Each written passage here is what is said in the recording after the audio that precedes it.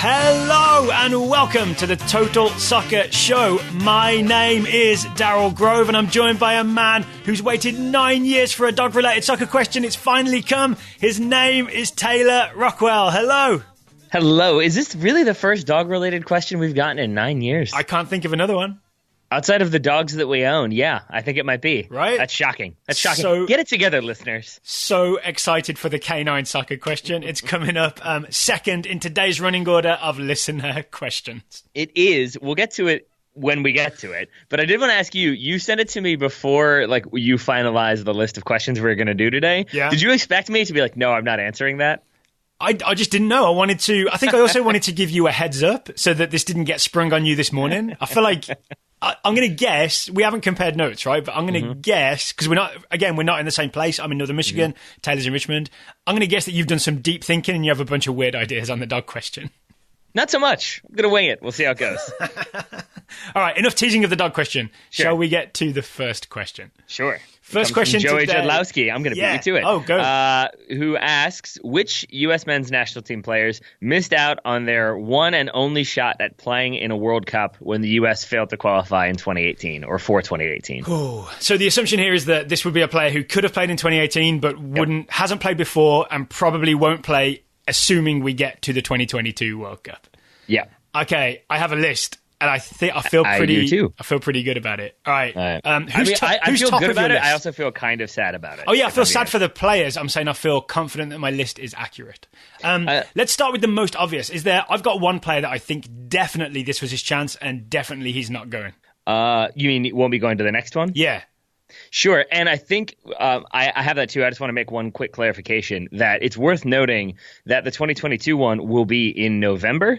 So that factors into it a little bit for me because when you're looking at ages of players, there seems to be a lot of American players who were born in July and August or June. So they would have been 31, but actually when they start the next World Cup, they'll be 32. So just for purposes of that factoring into sort of the age range of players. Maybe, but I also want to say this before we answer. I'm not leaning too hard on age because it's really hard to tell that this whole thing of he's going to be 35, so therefore he can't play. You know what I mean? That if you look at World Cups, that's not true. Players play at advanced ages. Some people are in the peak of their life and they don't play. You know what I'm saying? But which one is more common? I get what you're saying, but I would say that for me, I did kind of the same thing, but for me, age definitely factors into it. Because it is worth noting that, if you have a 34-year-old goalkeeper now who's 38 next time, maybe that's less likely. And that is the big one for me is I think there's a decent chance Brad Guzan would have started this World Cup if the United States had qualified. I think Tim Howard maybe would have been a little bit too past it. Maybe he still makes that squad. The fact that he's doing analysis for Turner in the middle of a season indicates to me that maybe he wouldn't have been the first choice starter. So it feels like this would have been Brad Guzan's chance to start in a World Cup. Next time around, he's 38, he's 39. It seems less likely to me. That's an interesting answer. So I didn't include Guzan because he's been to a World Cup, right? I think he's been to a World Cup but not played. So I kind of feel like at least he got to be on the plane and in the stadium. The guy top of my list is Dax McCarty. I feel like this was absolutely his chance to be part of a World Cup squad. I know Bruce Arena seemed to really like him, right? He selected him a lot. I think he had a really good shot at making that 23-man roster and getting 20 minutes in a group stage game at some point. And I think the level on the depth chart that Dax McCarty is at, plus the fact that he's now 31, there's just almost a zero chance that he goes to the 2022 World Cup. Yeah, I would agree with that. Yeah. I thought about Benny Feilhaber for similar reasons until I looked up and realized that he has already played in a World Cup. So that wouldn't. So who else have you got? Jorge Villafana, I think, is one. Turns 29 on September 16th. Again, very well could be playing at the age of 33, but I feel like more likely he's got youngsters challenging him for that spot in the next 6 months to a year, let alone 4 years from now. So it felt like this would have been his chance to start as a left back, maybe not so much for the next tournament. I 100% agree. This is where I lean into the thing of age doesn't matter as much because he would have been within the age range where it's quite normal to still be playing, right? But the talent coming up behind him means that it's very unlikely that he starts and very likely that he's out of the picture by the time 2022 comes around. Go on, Anthony Robinson. I've got two controversial ones. George Bello. I thought you meant will not factor in 2022. I was like, hold on now. Two that are going to be controversial, but I'm going to stick with. One of them, I think, might be Bobby Wood. Yep, same. for Bobby Wood, he's 26 or turns 26 in November. Mm-hmm. Again, I know you're not looking at age, and for this one, nor am I. It's more about that, like, it feels right now that unless he turns it around and starts kind of stringing together performances for Hanover, or is able to really rediscover that form, maybe 2018 would have been his one opportunity to start at a World Cup, and maybe now we're seeing him playing at a lower level, or kind of really staying in the lower half of the Bundesliga, the top half of Bundesliga 2, until maybe he gets to move back to MLS. I think the more important thing isn't necessarily Bobby Wood's career trajectory, it's the talent coming up behind him, right? Because that's part of it, yeah. Yeah, because this cycle, you could argue that he was either our best or second best striker, along with Josie Altidore, right? Mm-hmm. Maybe Dempsey's in there too, but he's always making the team or making the roster. Coming up behind him now, you got Tim Weah, you got Josh Sargent, you've got whoever else appears in the next few years. So I think it's very possible that Bobby Wood 2018 would have been his best shot. In a similar vein, how about Giassi Zardes? Ooh, okay. I hadn't thought about Giassi. I'm pretty sure, because he seems to always make every roster when available, Giassi Zardes would have gone to the 2018 World Cup, especially when coaches start thinking about those players that can play in multiple positions, like right wing, left wing, centre forward. I think Zardes would have made the cut, but for the same reasons as with Bobby Wood, a lot of players coming up behind him, it's unlikely Zardes makes it in 2022. All right, I don't disagree. Here's the one that I'm very conflicted about, so I'd like to hear your thoughts. Yeah. What do you think about Darlington Nagbe? I've got him on my list as a possible alongside Villafania for the same reasons. The swell of midfield talent, central midfield talent, is overwhelming, isn't it? Because you got like Weston McKennie, Tyler Adams, Keaton Parks, like many, many more. I'm not saying he definitely doesn't go 2022, but it's a much, much longer shot than 2018 was, right? You'd have almost guaranteed he was on the 2018 roster if fit.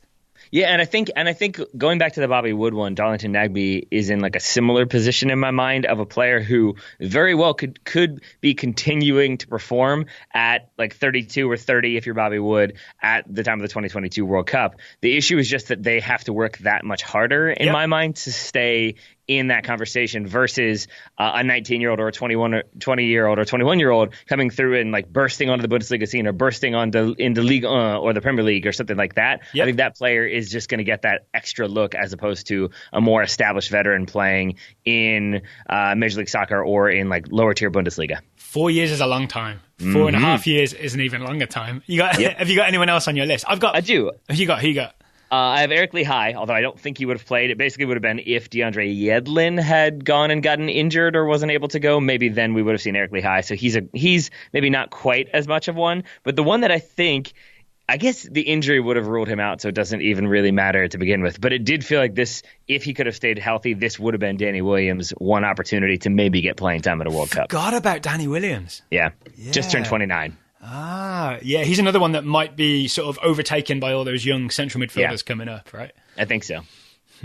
So it's not as depressing as I would have thought, and it is not the most fun question to begin a show, but it is still a good reminder of what happens when you miss major competitions like this, is the players that don't get to have that once in a lifetime opportunity, or I guess 4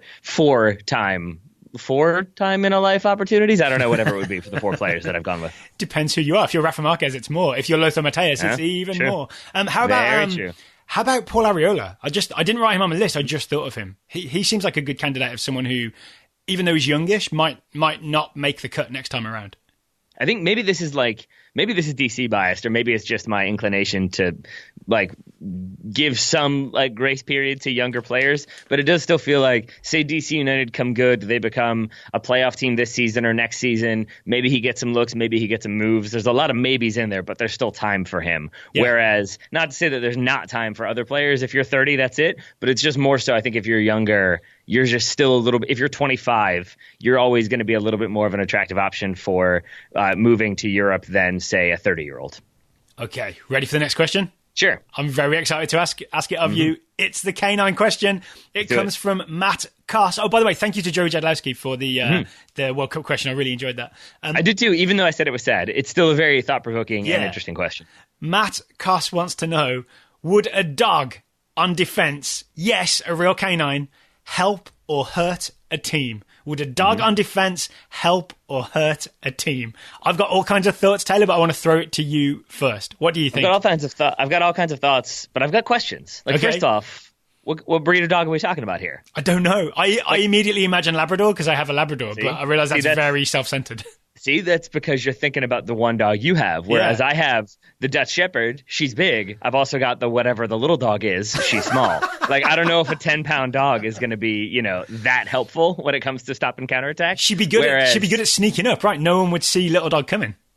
Yeah, I'm not sure that's as much of an asset as you might think. She's also louder than the big dog, so I'm not sure that's even true. So I think it would have to be a larger dog to start. And then I think it would have to be a dog with some training. Because it can't just go after the ball whenever. It's got to go after the ball only when the other team has the ball, right? Yes, agree. Yeah. So this dog, but I think dogs are very trainable, right? You get a good dog to get Caesar, right? Maybe you get Caesar in there. I think through a series of treats, you really could train a dog to hold an offside line. Yeah, and unlike what I was saying earlier, contrary to popular belief, old dogs more than capable of learning new tactical strategies. So I think old or young, this dog can handle tactical training. Do you have any other thoughts? I have questions as well, but I want to hear more of yours. I think you're going to have lots of fouls. That's going to be a problem because the dog, like my dog, when she's going for the soccer ball, as my niece have found out several times, not so concerned with my position in relation to where the ball is, and happily will plow through me to get to that ball. So lots of penalty kicks. You've got to worry about that. And I'm just saying, say dog clatters into opposition player, then gets the ball. It's a reckless challenge. Dog gets a yellow card. Referee goes to set the wall. Dog doesn't know about the wall. Dog doesn't know distances. You got a second yellow for failure to comply right there. Suddenly dog's got a red card. All right, speaking of what is... And dog is colorblind, potentially. Just saying. Oh. Well, you'd have to... Yeah, but they have the advanced sense of smell, right? They just have to learn the smell of everybody on the roster, and they could figure it out from there. Yes, and before we get, I like your approach, and before we get a million emails, yes, I know that dogs are not like black and white colorblind. They see a range of color. It's just a different range of color, which is to say that maybe they can't see some of the colors as differently as we can. Look at you preempting the complaint mail. I just know how protective people are about their dogs, and I know we're going to get some emails no matter what I say. Okay, here's my big question. Will the dogs get called for handball? When you look at a dog, do you say... When a referee looks at a dog, do you say, there's a player with 4 legs and no arms? Or do you say, there's a player with 2 hind legs and 2 front arms? Therefore, would the dog be able to use its 2 front legs? Well, that's a good question, man. Because you're right. I don't know the answer, but it's very important to the success of the dog defender. I would say that once my dog has the soccer ball in her mouth, she is no longer concerned about using her paws. She's just running. Yep. But by the way, that's fine, right? Ball in the mouth is the same as remember Curlon, the Brazilian who used to dribble the seal dribble, ball on his head? I think ball in mouth is fine. If a player could do that, I think that would be fine. Ball in mouth is fine. Yeah. Yeah, but then the question is, she probably needs a little bit of leverage to get the ball into the mouth. Then how does she utilize? Does she have to use the back paws to do that? I don't know how that works. I'd flick it up for her. Okay, there we go. It's got to be a slightly softer soccer ball. Otherwise, you're going to run into problems there, too. Practice sessions are going to be great. I mean, she won't talk back to the referee. I'll say that much. She tends to, she's going to listen to instruction. I think it could work. All right, here's some pros and cons.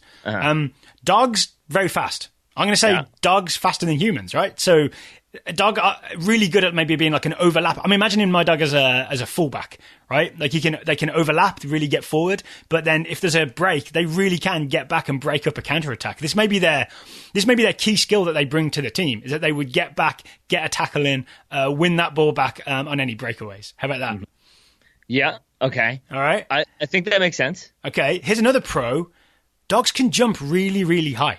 Right? So I'm looking at my dog. This sounds like your list of pros and cons was, I mean this in the sweetest possible way, written by a 6-year-old. Because you're like, dogs are fast. I'm going to say that. Dogs jump high. Well, they're good jumpers. To be fair to me, what I'm doing is taking the attribute they have and then thinking how that would be useful, or one of us has to be, right? How that would be useful in a specific soccer situation.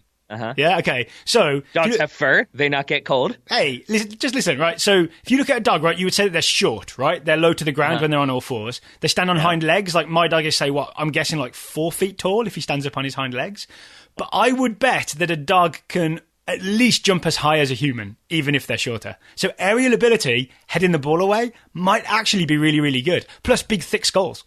Yeah, plus big, thick skulls. Yeah, my dogs definitely jump over me for sure. I also think with the dimensions that you've just described, they still have only just, but they do have a lower center of gravity than Leo Messi, which is a surprising achievement. Yeah, Maradona. Boo. One major problem is I did see in a movie once that dogs can't look up. So here's the thing. It's funny you mention that because, first of all, Shaun of the Dead is great. Second of all, my dog looked up last night. So there you go. No. Yes. What? But I thought they couldn't. How did she look up? How does that work? Her eyes went up and her head went up because she thought she heard thunder. But see, if her head goes up, then she's not looking up, right? I think dogs looking up is only if the head stays still, but the eyes go upwards. Oh. Yeah. I don't know. Can I even do that? Yes, I can. I just did it. Can I do that? It's not the Dele Alli hand thing. I mean, it could be. It's challenging. I've thought of one more problem, though, Daryl. Okay. So we're on the cons list now, right? If you have a well-trained dog, yep, which I like to think we both do, that dog, though, the training works both ways, right? Like, you're going to have a really diligent official because otherwise the opposition is just going to say no and my dog's going to stop. Like, if they tell her not to do something, she'll listen. Yes. Well, you need the trainer to only listen to your teammates. Yes, yeah. You just need if the referee says something to the dog, then you just need the players to then pass the message along, right? Wait, what do you mean? Like, are you saying that the dog won't listen to the referees? No. I'm saying that opposition players will just tell her, like, stop, drop the ball, and she'll drop. And she's supposed to listen to what people say. But could we not? So you've got to make sure the opposition isn't talking to her. Well, couldn't we just train a system where you teach this dog to only listen to teammates, not to people? That's what I'm saying. I'm just saying it's now going to be. You're going to have to get like 18 people working on training your dog. That's fine. I think practice sessions are a lot more fun with a dog in the team. Also, I'm guessing the vibe I'm getting here is that you have never actually attempted to play soccer with your dog. I mean, I have. We've kicked really around. Not. We've not really worked on the offside line, but we've kicked a ball around. One other thing, maybe the most important thing, is there is scientific evidence that I think has been at least partly researched by Virginia Commonwealth University. I know this because I saw a lot of the research go out in press releases. That dogs in the workplace are good for stress levels. Okay. So in terms of team morale and locker room happiness, having a dog on the squad, huge bonus, right? Like you all get to pet the dog at halftime and calm down a little bit. I think you should just start petting a teammate, Daryl. I think that should be. We'll just see if that works for you at halftime. We'll see if it works for you when I do it to you at halftime. It won't. I'll tell you that now. You're gonna get bit. I'm not a friendly dog. All right. Any more dogs playing soccer thoughts? No. I'm down. I'm down to see how it works, and if it does, then we've clearly got $100 million franchise ahead of us. Let's go. Air Bud, right? We'll get that going again. Don't say the name. then they're gonna know where we got the idea from. All right, before we answer 4 more wonderful listener questions, although Joey and Matt have set very, very high bars here, today's show is sponsored by The Athletic. The Athletic, where you can get all the best soccer writing. Indeed. There is so much good writing there. It really is sort of like amazing, but also a distraction because I get sucked into reading a bunch of different articles, and then the day is gone. Okay, so serious question: how do you read The Athletic? Because for me, I started reading on the website. I've slowly switched to the app, and now I'm sort of app obsessed with The Athletic. Yeah, using the app and then just like driving in traffic usually. I half believe that you do that. No, I don't. It is usually my go-to when waking up. So, you make the coffee, you wait for the eggs to cook. Maybe you're reading an article. Maybe you finish breakfast reading the artikel. I see.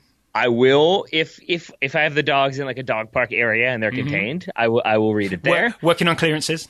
Yeah. And then, just anytime I'm supposed to be doing something that would be, helpful to my life or career, I'm usually reading something else instead. I mean, well, luckily you kind of is helpful to your career to read The Athletic, right? I suppose that's true. You've got that going for you. Here's one thing I really like about the app. They haven't asked us to talk about this. I really just want to make sure people know about this. I feel like we did a lot of legwork to say that neither one of us reads it in the bathroom, because we both definitely do that too. I didn't say that. I didn't do that. I don't not do that.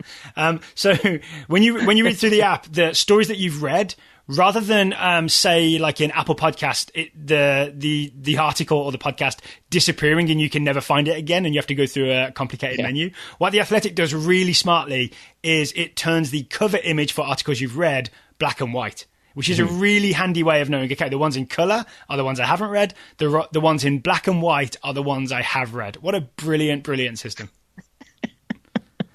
Oh, man. Just exhibit B of me not being the smartest. Didn't put that together. Was just like, you didn't know it used to be black and white. You're welcome, Taylor. You're welcome. Sharp as a tack over here. All right, so we've talked at the app accidentally, and Taylor's learned a new thing, which is great. What have you been reading on The Athletic? We're in that situation again where, because we're, 600-ish miles apart, we haven't been sort of talking about the stories as we read them. So what have you read lately on The Athletic? For personal reasons, I enjoyed Graham Hunter's Barcelona risks squandering the rare talent of Ousmane Dembele, because I felt like we got a preview to that article on the Total Soccer Show last week. Oh, so your interview was published before this was published?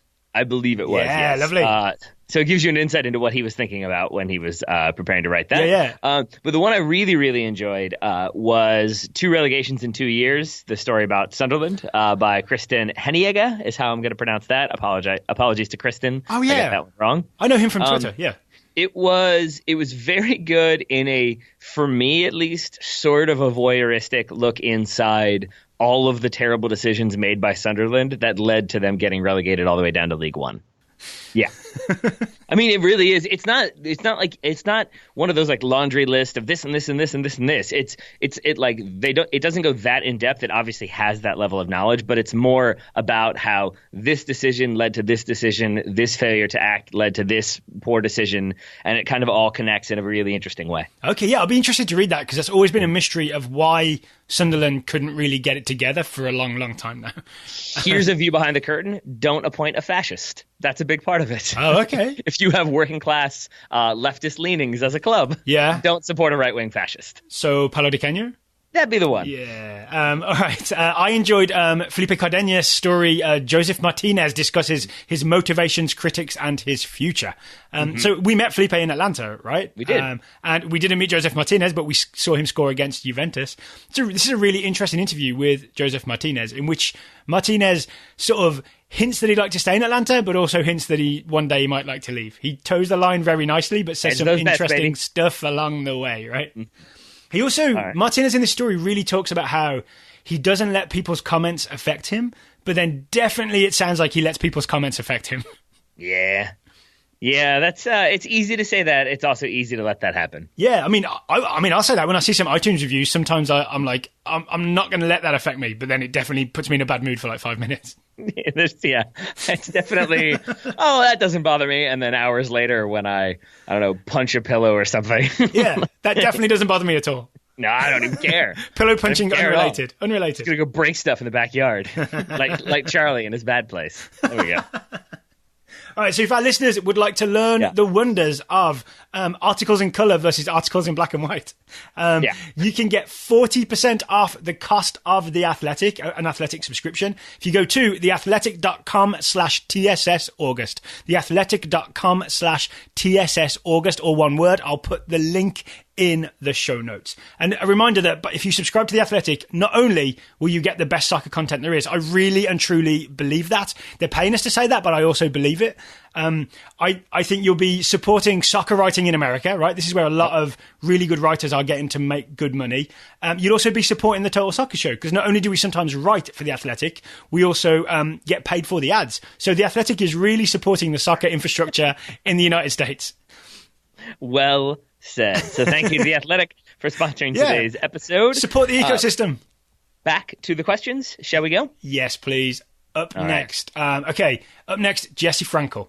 Jesse Frankel wants to know, setting aside players like Pulisic and others with European passports, can you explain how the visa system works and why some Americans seem to go to Europe early while others can't? The example Jesse gives, why did Will Vint go to Manchester United only to be sent back because of a denied visa, while Josh Sargent waited until he was 18 to sign in Germany? Taylor, you've done the research, so I think first thing we should do is if everyone knows Josh Sargent, right? Signed for Werder Bremen at 18. I'm not sure as many people know about Will Vint. So can we get into that first? Yeah, I mean, I think we can because that's the obvious and easy answer. This is an easy answer and then a convoluted answer, but the easy answer is that the whole world is against Manchester United and things aren't fair. Okay, I'll back us out a little bit then, and I will say that Josh Sargent waited until he was 18 because once you turn 18, you can sign a professional contract in Germany, provided you meet the immigration requirements, which in Josh Sargent's case he obviously did.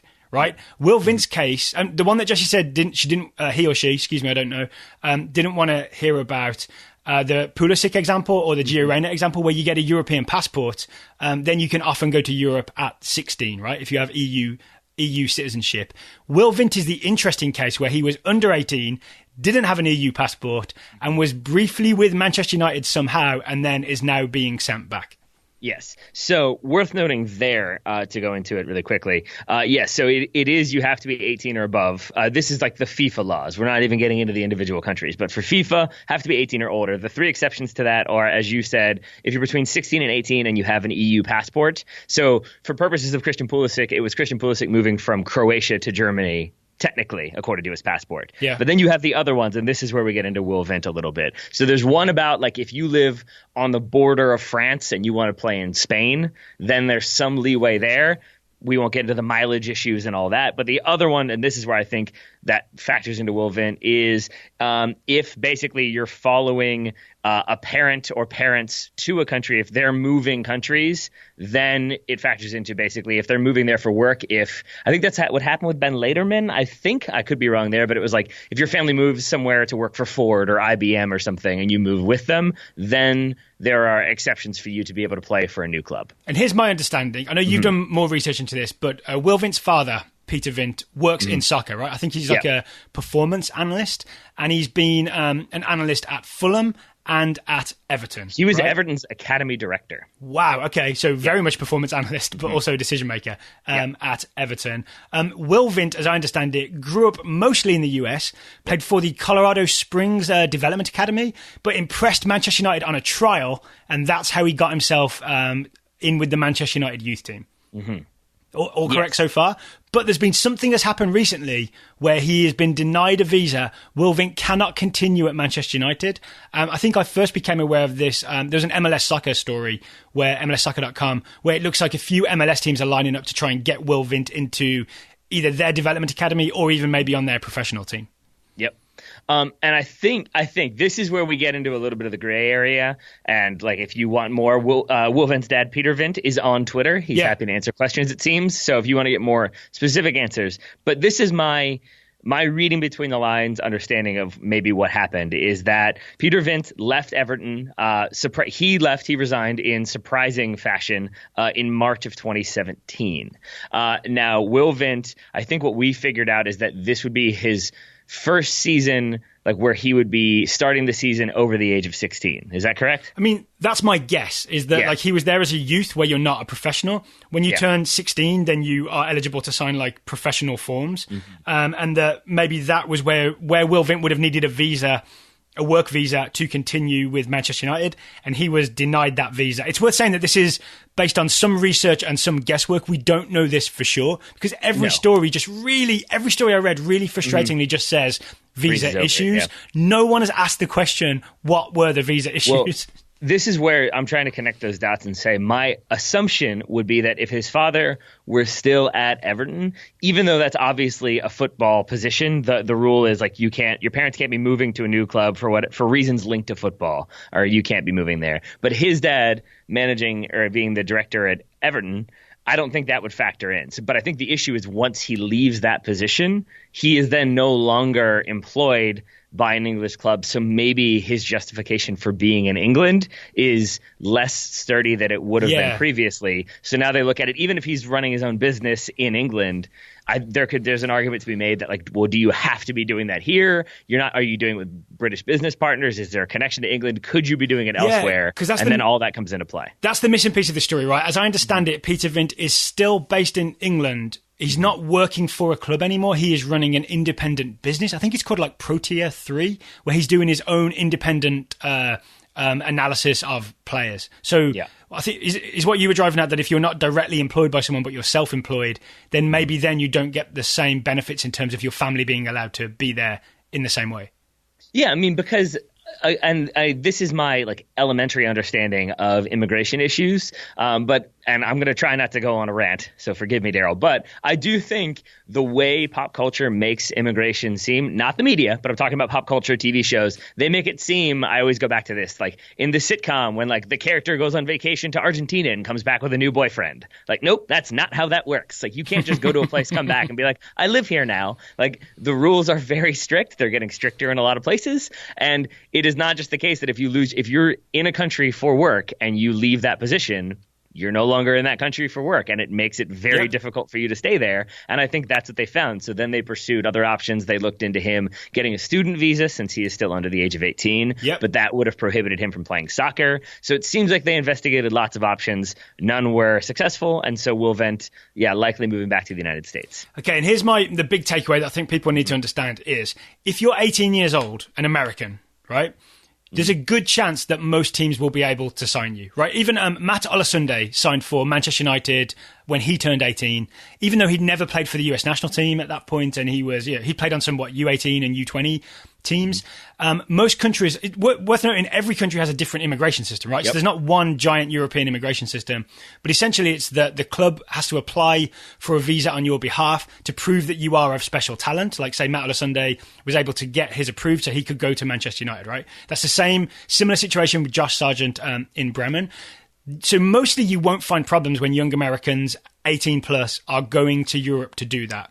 The problem is when you're under 18, things get very, very, very complicated, and it's different for every single individual, because it's, have I got a European passport? Can I find a grandparent with a European passport, just like Gio Reyna was able to do? And if not, is there some other weird workaround where the club can employ my parents and then I can move there? And even though that's not in the spirit of FIFA Article 19, I can sort of work my way around it. The fact that Will Vint's parents were trying for a student visa is evidence that it's almost just like you got to do your best and find what you can find and see if you can make it there.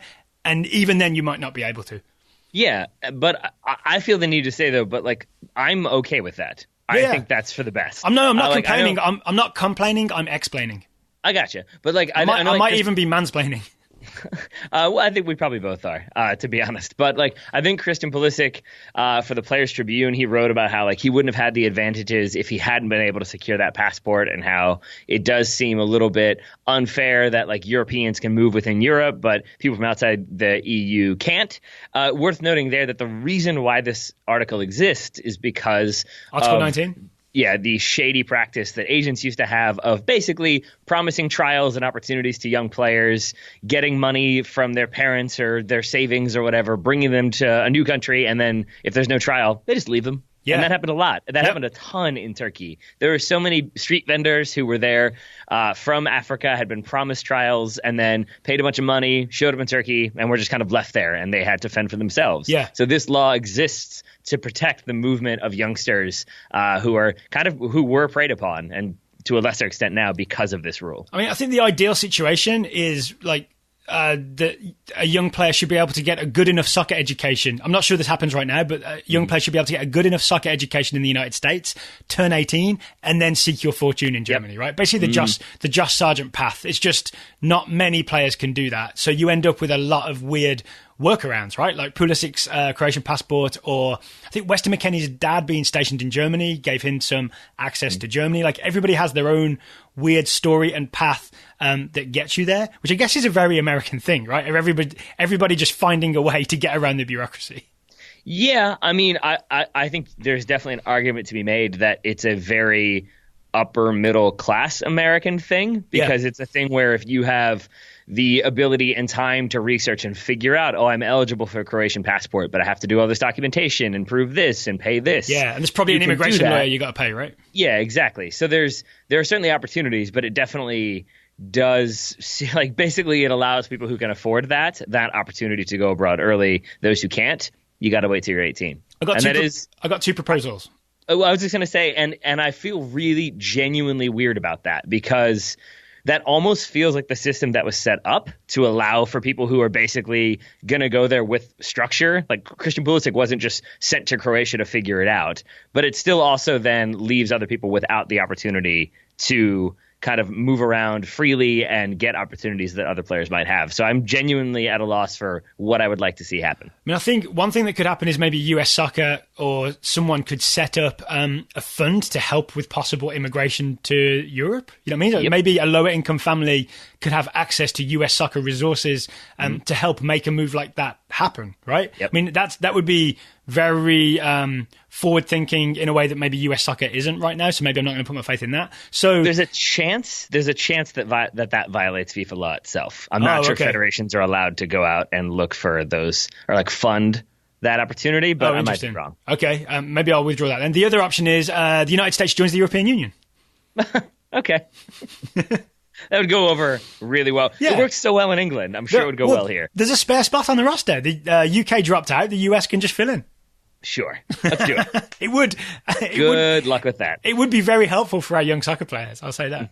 Mm-hmm. Explain that to the congressional mess hall where they might still be called freedom fries. I'm just as well. There's so many. I know we have some libertarian listeners. They're going to be coming after me. Yeah. Daryl at TotalSoccerShow.com is not the email to use. DARYL. Are you ready? You ready for another question? I feel like we should swiftly move on. Let's do it. Let's move on from the United States joining a European organization to talk about Fulhamerica. So Ben Drave's question. Ben Drave's question. I'll beat you to it. What is/was Fulhamerica? So I've just realised that what's happened is we've talked about Fulhamerica on this pod probably multiple times. We've referenced it without explaining it, and that probably Ben's not the only one who's thinking, what are you guys talking about? That's not even a word. So Taylor, can you please briefly explain Fulhamerica? Let's give Ben and others the overview on Fulhamerica. Mm-hmm. Well, Fulham is Fulham, and America is a slang word for the United States, and you put them together, and you've got a portmanteau that accurately represents Fulham from about 1999 until the current day. There we go. Yeah, spelled Fulhamerica. Fulhamerica. Yeah. Yep. So there's just a weird thing where I think for budgetary reasons, Fulham just started signing a bunch of American players, mostly from Major League Soccer, mostly in the early 2000s, to get to a point where you've got like Casey Keller, Eddie Lewis, Brian McBride, Carlos Bocanegra was there a long time, Clint Dempsey's maybe the most famous example, Eddie Johnson, like all these players went through there in the, what I'm going to call it the first decade of the 2000s was the high point of Fulhamerica. You've basically got two waves. So yeah, you're not wrong. It's like Eddie Lewis, Marcus Hahnemann, like the first wave, like 99, 2000. Yep. Then you're looking at like Bocanegra, McBride moving there in 2004, Dempsey, Keller, and Eddie Johnson moving there in 2007, 2008. So yeah, it's in that like decade range that you're talking about, but it comes in a few phases. I think the peak one would be around like 2007 when you would have had Bocanegra, McBride, Dempsey, and Keller all playing there, and that is where it started to go from like Eddie Lewis, for example, went there, didn't play very much. Marcus Hahnemann, I think in 3 seasons played 4 games. Yeah. Whereas Bocanegra, 133 appearances, McBride, 150 matches. I think player of the season twice. Clint Dempsey scored tons of goals for Fulham, became a very important figure. So the high point, I did a bit of research into this data, the high point in terms of American representation on the field for Fulham was a game in 2008 where 5 American players were involved in a Premier League match. Keller, it's the ones I just named, and then Eddie Johnson? Yes, exactly. Casey Keller, Brian McBride, and Eddie Johnson all started a game, and then Clint Dempsey and Carlos Bocanegra came off the bench later in the game. So in a Premier League match, 5 Americans appeared for one team. I don't think they were all at the same time, but at least throughout the course of the game, 5 Americans appeared. The other maybe high point would be, I can't remember if it was 2009 or 10, when Clint Dempsey scored that semi-final goal in the Europa League to get Fulham to the Europa League final. I can never remember. Are you sure it was the semi-final and not the round of 16? That's the only thing I get confused about with that one. Either way, that chip, I watched it this morning. It makes me so happy. It makes me so very happy. And that coincided with, it used to be the thing that like made Fulhamerica, why I have such like a fond memory of Americans at Fulham is that it wasn't just like sort of now, like you still have Marlon Fossey, Luca De La Torre, Tim Ream, but it's still, I have to check and see like, Tim Ream didn't play again. Luca De La Torre wasn't on the bench. Oh, Tim Ream got some minutes this time. Yeah. Whereas in this period, it was like, it was more so, did Clint Dempsey score today? Is what I was checking. Yeah, people like Bocanegra and Dempsey and McBride were guaranteed starters, right? They were absolutely in there and ready to go the whole time. I will say the current Fulhamerica, because it's interesting, the question, what is/was Fulhamerica? I'm going to say to Ben and others that Fulhamerica still is, because Tim Ream, when fit, is a starter for Fulham. The only reason he hasn't played in the Premier League so far is that he's been injured since pre-season. So when Tim Ream is fit, I think he's a starter for Fulham. Fulhamerica lives, Taylor. Fulhamerica lives. Well, hold on, but I'm confused because for me, it was the idea that they were giving lots of Americans opportunities to play regularly. But if you're just talking about Tim Ream, why is it Fulhamerica and not Nuke America or whatever with Newcastle? Because DeAndre Edlin starts. Because the portmanteau works better. Yeah. See, I think the difference to me is that you still have the Marlon Fossey and Luca De La Torre. You had Emerson Hyman up until 2016. Like you still have those young players being given opportunities while having a senior player there as well. That's what kind of sets them apart for me. All right, I'm going to take your point as well and say, what is because it sounds like you're tentatively in on Fulhamerica still being a thing. What's the number of players in the actual first team squad with a good chance of playing every week that would mean that like Fulhamerica is back? Is it like 1, 2, 3, 4? How high would you have to go? Like if it was as much as like 1 starting, 1 getting minutes, 1 on the bench. Okay. Something along those lines. So should we say 2 starters, preferably 3, makes a team eligible for a portmanteau? No, I mean, 3 starters is a lot. I'm not even saying that much. I'm just saying, looking at the squad list, at the matchday squad, and being like, oh, yeah, there's 2 on the bench, and he's starting. That's awesome. All right, like, so to quantify then, multiple Americans in there. Multiple Americans with a chance at first team minutes. Yeah. Yeah, all right, you said 1 starting, 1 on the bench, 1 might get minutes. Yeah. Lovely. I like the math. We're going to quantify it. Lovely. All right. Well, we're still a little bit of ways away from that then with Fulham right now. We certainly are. But I'm looking forward to seeing Tim Ream get back and compete in the Premier League because he's another one that almost made my list of players who maybe missed their chance at the World Cup in 2018. Yeah, it's kind of a bummer. It's possible, right? It's very, very possible. Yeah. Okay. We've got 2 more questions to go. Are you ready to move on? I am, but first, should we get to a word from our other advertiser today? Yes, let's do that. I can tell you that today I am not wearing my Grip 6 belt, but I have been wearing it regularly. I'm in swimming shorts right now. So as have I, to the point where I think we ordered another one. I'm ready for my brown one to get here, so I can wear it with all the brown belt necessitating clothing I have. So if you're not familiar with Grip 6 belts were an advertiser with the Total Soccer Show during the World Cup.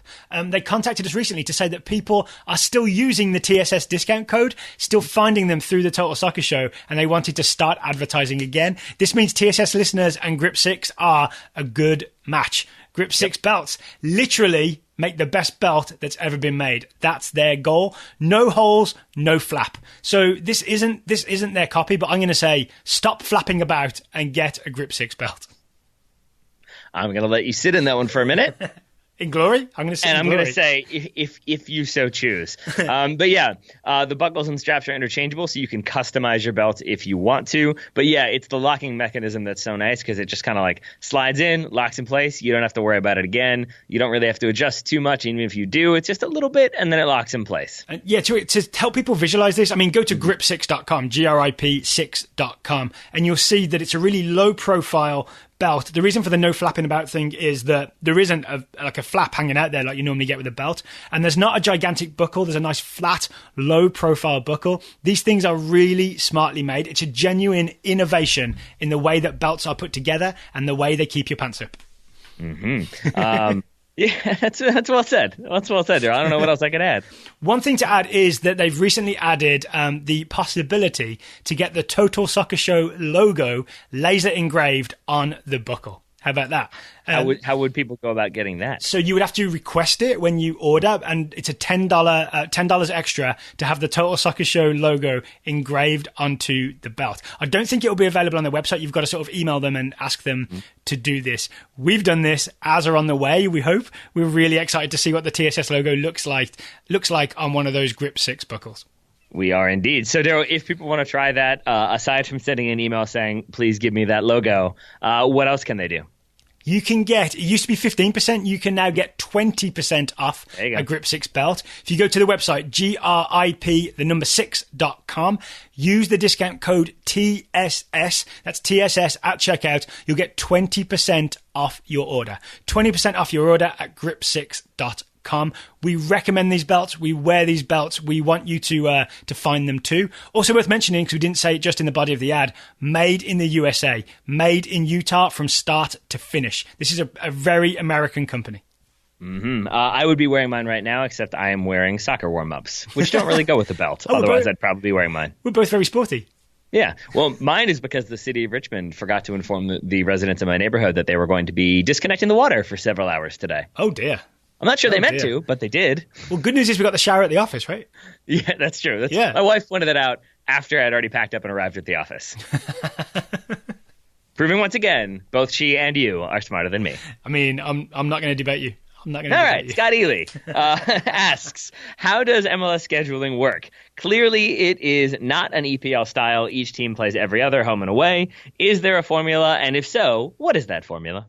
Okay, so I understand why Scott is asking this. I understand that others may have the same question, similar to the Fulhamerica thing, right? Like, Teddy, you and I have watched Major League Soccer for many, many years now, and we have a what we'll call a innate understanding that the schedule just is the way it is. But I'll see if you agree with me. If you just looked at it and you'd seen it for the first time, you wouldn't understand how they get to the number of games they get, right? Like, it's not a simple equation or a simple formula like in the Premier League or in other European leagues. No, I had no idea. That's why I had to research it. All right. I think I'm going to give the very overview general thing that's not specific to any year, because the number of teams in Major League Soccer changes almost every year, which is another way. Help. That's another way that MLS is different to, say, the Premier League, right? I wish the Premier League would change to 18, but... Okay, so in Major League Soccer... That's a low-key campaign you've started this season, by the way. I'm going to mention it once a show. I don't think but you had mentioned it previously. It seems like it's a recent thing that's come about. I just think it would be better. It would be better, as long as Wolves were in the 18. There you go.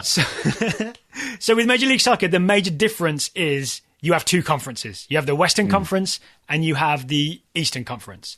And broadly speaking, here's what happens. Say you're in the Western Conference, you definitely get at least one home game and one away game against every other team in your conference. So in that way, it's very similar to being in the Premier League just within your conference. But then you get one or at least one game against each team from the other conference, right? So you play every Eastern Conference team once, either home or away. So immediately the schedule's unbalanced, right? Because, say, Sporting KC could play New York Red Bulls away and the LA Galaxy could play New York Red Bulls at home. So it's immediately unbalanced once you do that, but they have to do it to make it all add up. Even then, it's not going to all add up because sometimes the conferences are unbalanced, right? In 2018, for example, there's 12 in the West and 11 in the East. So the numbers would not add up at all. So then what they do each year is they essentially add some other games in at Major League Soccer's discretion to make the schedule balanced so that every team plays the same amount of games. Tally, correct me if I'm wrong, but I think what they'll often do is prioritize like rivalry games, right? Get an extra rivalry game in there so that everybody to add up to the balanced number of games, because rivalry games are popular and make money. I think theoretically it's supposed to be like drawn at random, but yes, it does seem to be an inordinate number of them have some sort of significance. Portland and Seattle just happen to get drawn at random extra times. Yep. And I know, so I looked at this in a general sense, like the rough formula that probably has like an extra equation on the end of it that is like adjust for year. So I know that you definitely does. You looked at it in terms of what happened in 2018. So what did they do in 2018? I still am kind of not sure, but here's my best approximation. As you said, 11 teams in the East, 12 in the West. So starting with the East, if every team plays everyone in the conference home and away, that's 20 games. 11 teams can't play yourself, so you got 20 there. In the West, that would give you 22 games. So already you've got a difference. Then I believe for purposes of this season, you played teams in the opposite conference. You played all of them once, just once. Half of them would be home, half of them would be away. That's still an uneven even number for the West. Then you make up the difference by playing teams within your conference. Again, those would be random but theoretically rival games to make the difference. So I think that means you have to play 2 more games against Eastern Conference opponents if you're in the East, 1 more game against a Western Conference opponent if you're in the West. Okay, and if you were to write this on a chalkboard, Goodwill Hunting style, how big would the formula be? How many chalkboards would you need? Would you do it on the little one in the hallway, or would you do it on the big one in the classroom? It would be okay. I think I could do this because it would be. Wait, are you actually going to do the math? Yeah, I mean, it's not. I kind of already have it written in front of me, to be honest. Because right now I have 12 games, 6 home, 6 away, plus 20 games, 10 home, 10 away equals 32, plus 2 equals 34. So it basically just becomes 2 in like your conference. So like double Y plus. Opposite conference. Is Y your? Yeah. Okay. So 2Y plus opposite. So I'm going to do 2Y plus O. Yeah. And then I guess you'd have to do like, then you're still going to come up short. And then like plus the remainder equals 34. Can I tell you something, Taylor? So 2Y plus O plus R equals 34. The best part of my day is when I pick up some coffee and I come to the Total Soccer Show office. Yeah. And I open the door, and just for a second... You think I'm not there? I think you might ruin the end of a joke. Just for a second. And then you do, and when you do, I know it's you, and I feel comforted by it. Did you listen to the Rewatchables episode about that movie? Yes, I did. It ruined that movie completely for me. Why so? Because the whole thing, so for people who don't know about Good Will Hunting, because I guess everyone knows that Matt Damon and Ben Affleck wrote it, but it was like, there's this whole second act where like Matt Damon becomes a spy and he's like on the run from the government, and it just becomes like a bad action movie. Yep. And it feels like somebody just told him, cut out half of the movie and make it this moody independent movie about this guy battling his inner demons, which doesn't feel like what they wrote. And thus, like, the part that they didn't write is the part that made that movie great, sort of. So it just felt very strange to all of a sudden be like, oh, wait, they wrote a bad action movie that got edited down into a good drama. Okay, so first of all, I know who that person is. It's William Goldman, the screenwriter behind The Princess Bride, right? William Goldman, famous screenwriter and script doctor. But I think what you're missing in terms of giving them credit, I can't believe we've ended up in this territory, but what you're missing in terms of giving them credit is, like, a lot of people say that William Goldman, like, rewrote that script. What William Goldman says is, I didn't rewrite it, I just told them to cut off that stupid second act, right? Yeah. Just because he understood that the good stuff was in the first part, where Ben Affleck is bringing Matt Damon coffee and all that. So all he did really is just told them, get rid of all the action stuff and just make this movie. And not only will it be lower budget, it's actually better content. So it's not as if he wrote it for them. He just said, focus on this stuff that maybe you didn't even realize was so good. Not to but I'm going to but you, because if you get rid of, like, if you add on the action part, then at no point in the movie can it end with him being like, unless he's just like destroyed the bad guys and he's like, and now I'm going to drive to California to get her. Spoiler alert for Good Will Hunting. But like, it becomes this weird, like, it thus has to be he rejects Minnie Driver to go be an action star and then, like, saves the day. Yeah, that's why it doesn't work. Right. So there had to have been some change precipitated by someone saying, lose that part and make it about you ending up going to get the girl, which then that wasn't the original idea. I agree, but after getting the William Goldman advice, they just rewrote the ending. So they still wrote it themselves, I guess is what I'm driving at, whereas a lot of people say that they didn't really write it themselves. No, that's not a contention I'm making. I'm sure they wrote it themselves, or I'm sure at least one of them did. How you like them apples? Dude, I'll go Good Will Hunting 2, hunting season all over you right now. That's all I can say to that. Anyway, MLS is confusing. Smiley face, lemon face, right? MLS is confusing. But I think we sort of explained it. Lion face, lemon face, I think. Lion face, lemon face. That is correct. Thank you very much. Final question? Oh, let's do it. Yeah. Today's final question is from Ira Jersey. Ira Jersey wants to know, my colleagues in the UK are making a jokingly big deal about Accrington Stanley being promoted from English League 2 into English League 1. And Ira helpfully adds, for listeners, that's the third tier of English football, League 1. Ira asks, what is the joke? Why is Accrington Stanley's rise funny to the English? I didn't have to research this, Taylor. I 100% know why Accrington Stanley's rise is funny to the English. I'm going to guess that you either knew this or because you're a big nerd and overachiever, you went and researched this. Correct, sort of. Well, because I read the question, I didn't know anything about why Accrington Stanley were inherently funny. Okay. So I was like all ready to read about their history and figure out like what sort of horrible decisions or terrible owner have they had. But before I did that, I just took a chance and Googled Accrington Stanley funny. And the first thing that came up was a milk advertisement. Yes. So I want to hear more about what you know about this before I give the full explanation. I mean... Is that it? I feel like I can do it. I feel like I can do the whole thing. Okay. So it's basically a milk board advertisement. You've got two Liverpudlian children, or clearly Liverpool fans. They're like running inside. It begins very much like a Sunny D commercial. I feel like somebody stole something from somebody. Milky D. Yeah, and one of the kids pours milk. The other kid says like, "Ugh, milk, that's gross." And the kid who poured the milk said, "Ian Rush told me that if I don't drink enough milk, I'll only ever be good enough to play for Accrington Stanley." The other boy says, "Accrington Stanley, who are they?" The first boy says, "Exactly." And the second boy frantically says, "Give me some." So I think the idea being if you don't drink enough milk, you won't get to play for Liverpool. You'll have to play for Accrington Stanley. But it's that it's the delivery of like, "Accrington Stanley, who are they?" And it's just like this very like, what is that? So like kind of disgusted tone. 100% correct. Here's the. I made it Scottish at the end, though. I apologize. Did, yeah? Your Scouse accent was way off. The missing part here is that I'm just like context for our listeners. I think the important part is in 1989 when this ad first aired, Liverpool were basically the best team in the country and had been for a long time, right? Ian Rush, if you're not familiar with Ian Rush, he was their striker. Ian Rush, Welsh centre forward, played for Liverpool for a long time, also played for Juventus, like really famous, everyone knew his name, striker. So Ian Rush telling this kid, if you don't get enough milk, you'll only be good enough when you grow up to play for Accrington Stanley.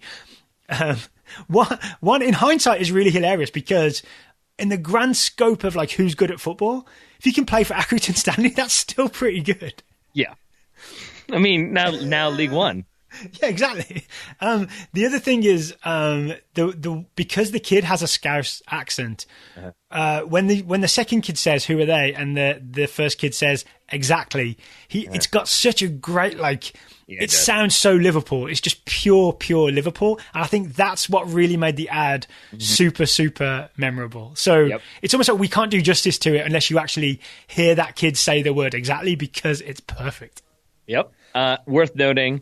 It ran, as I said, I think off and on for 6 years. Yep. Accrington Stanley are believed to have made £10,000 off of the advertisement. That's their claim. I'm not sure if that's true. Here's the thing that I read. I feel like we're sharing information that we read on the internet at this point. But what I read I know what you're going to say. I know what you're going to say. Originally, it was supposed to be you'd only be good enough to play for Tottenham Hotspur. I'm sorry. I stepped in your joke. It just cracks me up.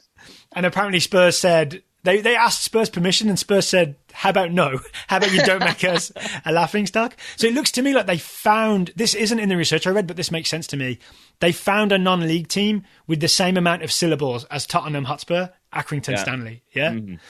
It's going to be weird for people years from now how many jokes existed about Tottenham, because it does feel like they're moving away from that. But like, there's the joke in Bruges about Tottenham essentially being purgatory, which is really great. It's just because for a long time, they were a big team that wasn't having all that much success, but was still a big team. So that's where all those jokes come from. And I don't blame them for saying no to this.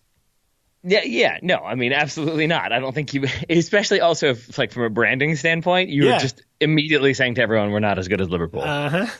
Which was true at the time, but that's why English people think Accrington Stanley's funny. One, it's just like, it's kind of a funny name, right? Because it sounds like a person's name.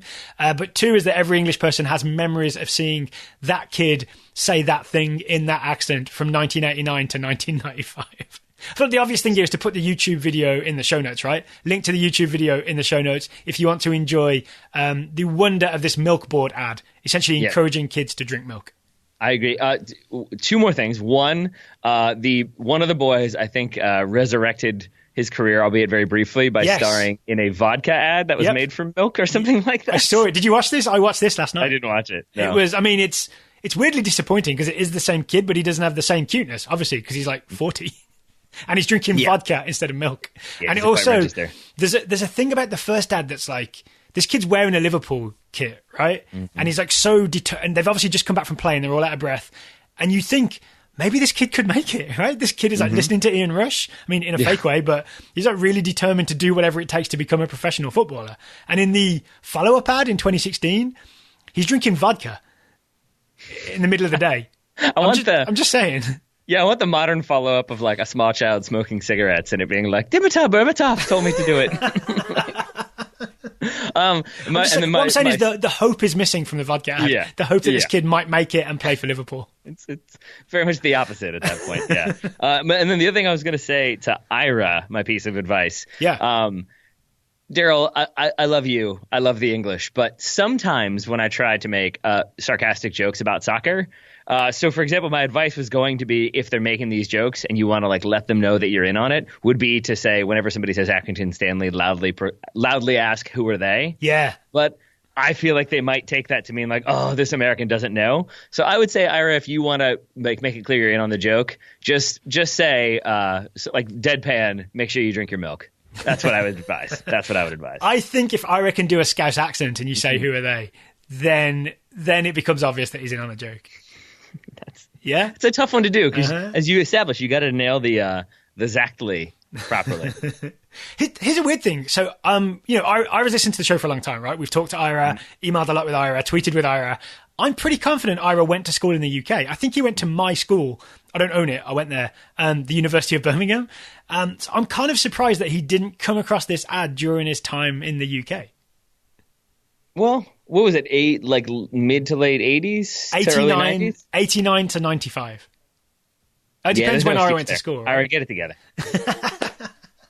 Either way, the link is in the show notes. The vodka link is not, just the milk one. All right, so that's 6 questions asked, 6 questions hopefully answered, but we've got one more thing to do on today's episode of the Total Soccer Show, and that is do some scouting, my friend. Oh, sorry, can I cut you off to say one thing, though? If you would like to ask a question, preferably dog-related, but doesn't have to be, or milk-related, but doesn't have to be, go to totalsoccershow.com/questions, totalsoccershow.com/questions. Ask us a question, and it seems, Taylor, we're in the rhythm of doing one listener question show per week, and it seems like it's most people's favorite show of the week. That's good, including the dogs. So I'm glad everyone's happy. Yeah. Yep. We do the special higher pitch one for the dogs, right? Yeah, of course. You got to. Sorry, I cut you off. You were introducing the Total Soccer Show Scouting Network. I was indeed. Yes, so you said like $10 a month, we guarantee to answer your question. $5 a month, or any level really, we assign you a scout, a young, promising player to keep an eye on. We have many reports to get to. We'll start with Michael Thompson, scouting Chris Gloucester, the 18-year-old American left back for Hanover 2. Can I just say, look at all these young Americans in the first page of the Scouting Network reports. I'm very excited to get to all these. There are many. Chris Gloucester still hasn't made the 18 for Hanover 2, but has started the last 2 matches for Hanover's U19. This could be a good stepping stone, especially considering he will most likely be away on international duty this November.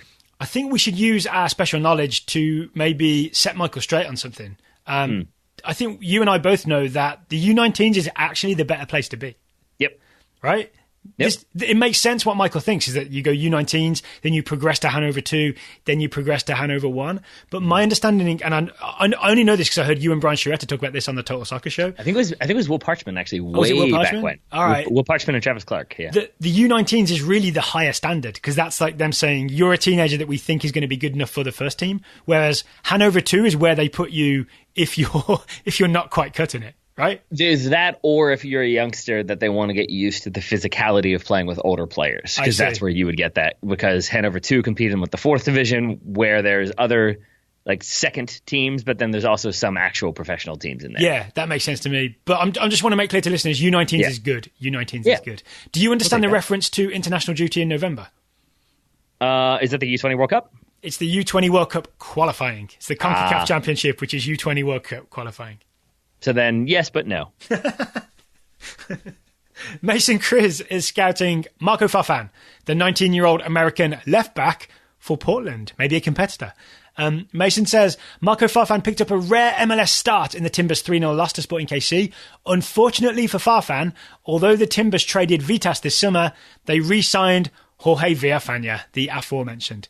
That doesn't do Marco any favours in terms of first-team minutes. I like the revolving door left-back the Timbers have got going on. Yeah, that's nice. I also like that we got the left back theme going because Patrick Keeler is scouting Anthony Robinson, the 20-year-old American left back on loan at Wigan from Everton. Robinson has started and gone the distance for Wigan in the first 3 games of the season, league games that is. Robinson has had some highlight reel runs up the left flank and has had 2 crosses that led to Wigan goals. He also has been beaten twice in stoppage time for goals against. Patrick's theory is that Anthony is asked to get forward very aggressively, which possibly explains his struggles to close out games. I like Patrick's generous interpretation of what's going on there. As do I. Chris Fujimoto is scouting Jonathan Amon, the 19-year-old American winger for FC Nordsjælland. Chris says Jonathan Amon is back. After a hamstring injury sidelined Amon for the majority of the spring and summer, the electric winger appeared as a sub in FCN's Europa League qualifier against Partizan Belgrade and a Superliga game against Vela BK, scoring in both matches. Amon's goal against VB showed off his ability to beat and accelerate past his man in a 1v1 situation. I've seen this goal. I like this goal. I think Jonathan Amon is also U20 eligible, so that would be worth keeping an eye on. There we go. I like also the theme of young Americans figuring stuff out. Jake Lamar scouting Austin Trusty, 20-year-old American center back for the Philadelphia Union. Austin went the full 90 in a 2-0 win over NYC FC. He covered for Elliott, his center back partner, who was pulled out of position multiple times. However, the most improved part of Trusty's game was or is his ability to be the catalyst for attacks. Instead of just clearing the ball, he's clearly been working on improving his distribution, which is helping to kickstart counterattacks. Trusty the process, trusty the passing. Zachary Betcher is scouting Timothy Weah, the 18-year-old American forward for PSG. Zachary says Weah started for PSG this weekend before being subbed off at halftime. Yeah. Is this what it looks like to graduate from the Total Soccer Show scouting network? No. Absolutely no not, answer. Zach. No. Come on. What we want is for Tim Weah to basically establish himself as a PSG regular and a US men's national team regular. But we need to set some ground rules here, right? In case people misunderstand. You only graduate from the Total Soccer Show scouting network when you become the player that you can become. How about that? Okay, I like that. You know what I mean? Yeah, when your potential is fulfilled. Mm-hmm.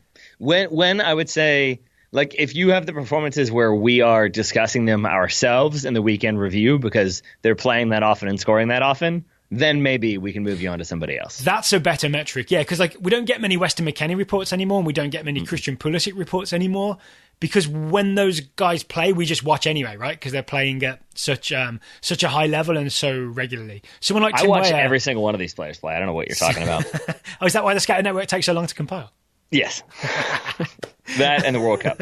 And then a tour. So Tim Weah is not going to be guaranteed minutes, right? So we need someone keeping an eye on when he starts and when he doesn't and what he does. So Zach, please keep at it. You're in prime Total Soccer Show Scouting Network territory here, right? With a young American who looks ready to break into a senior big European team. Yep. Speaking of a player who is not poised to do that, Brendan Masser scouting Marlon Fossey, 19-year-old American right back for Fulham. Fossey announced via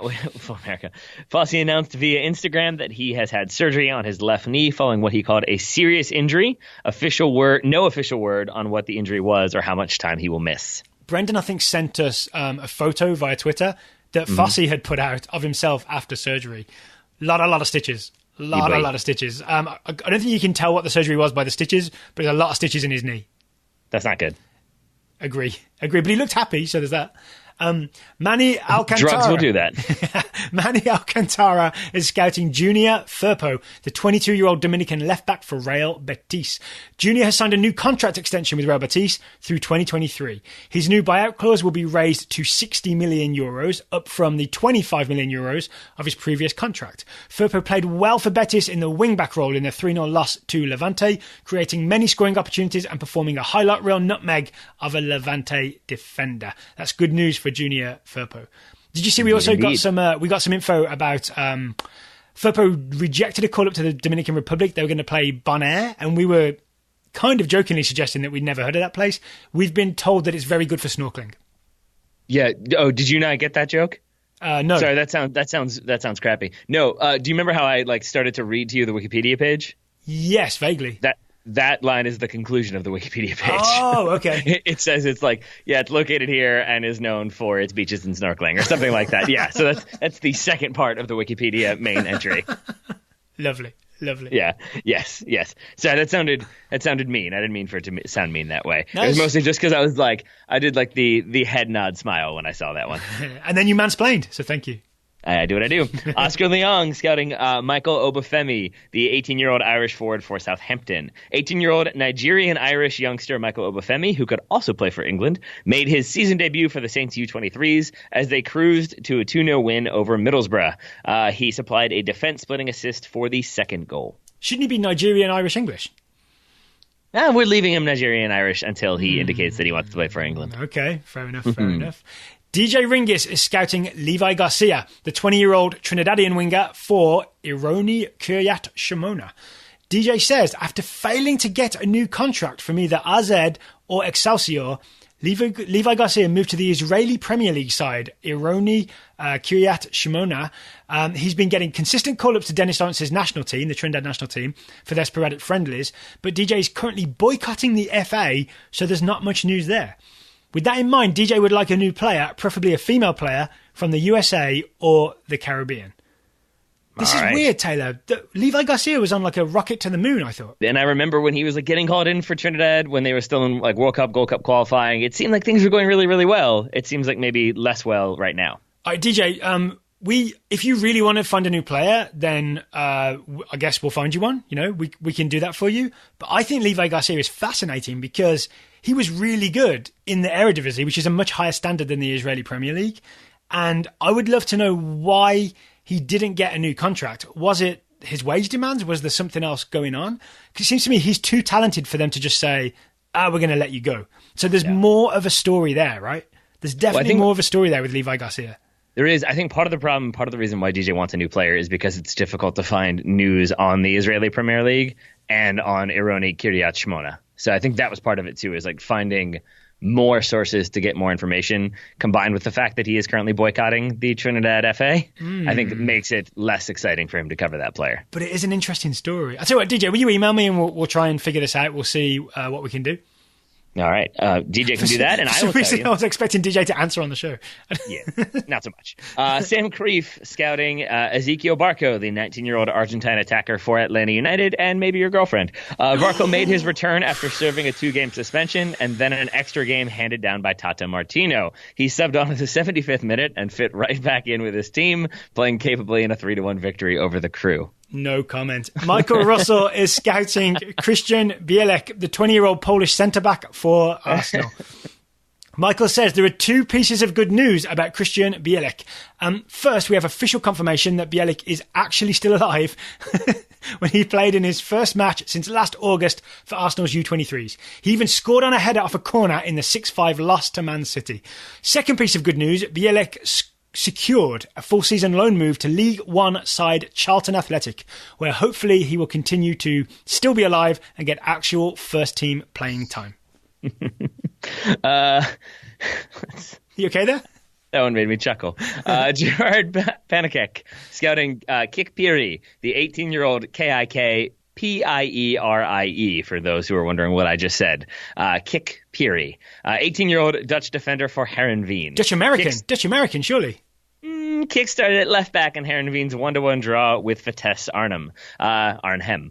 He also provided the assist for Heerenveen's goal, sending in a gorgeous left-footed bending cross from the wing that found the head of Michel Vlap.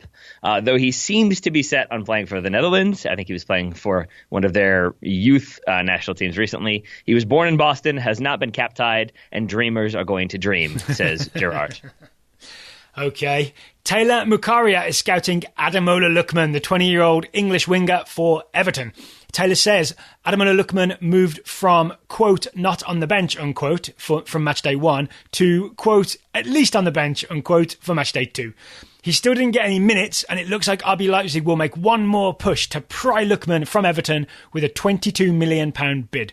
No word on the status of that bid, but Taylor is hoping it gets accepted. Taylor Mukaria, what's Taylor Rockwell thinking? Yeah, whatever. I wouldn't mind him fighting his way into minutes for Everton, but I also wouldn't mind him playing regularly for RB. I like him and Jesse Marsh to become best friends. Okay. I'm fine with that. Yeah, and it's also worth noting, with all of those reports done, we are now caught up on our scouting. Oh, wow. Okay, so we have all scouting reports read and accounted for right now. Mm-hmm. All right. I believe. I am still... Hold on. Checking your email? Hold on. Loading scouting reports. Yes, we're good. Yay. I'm sure that won't be good for long because scouting reports keep on coming. Our scouts keeping us updated on what is going on in the wide world of soccer. I want to give an extra shout out to the talent spotter part of the Total Soccer Show Scouting Network. This is where you don't scout a player, but you have access to a document to recommend players to be scouted. If you would like to get in on that, if you're a $5 subscriber or more, especially if you've already subscribed and you haven't got a player yet, email me, darryl@totalsoccershow.com, DARYL. Let me know. I will share the document with you. Let's get that document populated with lots and lots of talented players. If you're waiting for your player, let me know, and I will get your player assigned this week. I promise. He promises. I did. I just did it. All right, Goodwill Hunting. Thank you for taking the time to talk to me today. I have no retort other than to say, right back at you, buddy. Could you not remember Ben Affleck's character's name? Oh, is it? I don't know. I just think of him as Ben. It's Ben Affleck in Will Hunting. That's who's in that movie. Chucky? I believe it's Chucky. Yes, you're right. All right. Thank you for taking time to talk to me today. Listeners, thank you for listening. I am not going to be back for the next couple of days. Do you have any guests that you can announce lined up, Taylor, or is it all a big secret? Yeah, I have Chucky's little brother, Morgan. He's going to be on the show. It's going to be exciting. And their other friend, Benny. I think I've just nailed their crew. No, I have Carl Anka is going to come on the show tomorrow to discuss a little bit of Man United. He writes about Man United for The Athletic. And then, to balance it out, Ryan Bailey also going to be on this week to discuss Manchester City and several other topics. Tell him my mother says hello. I will do that. Listeners, thank you for listening. And Taylor, will talk to you again later this week.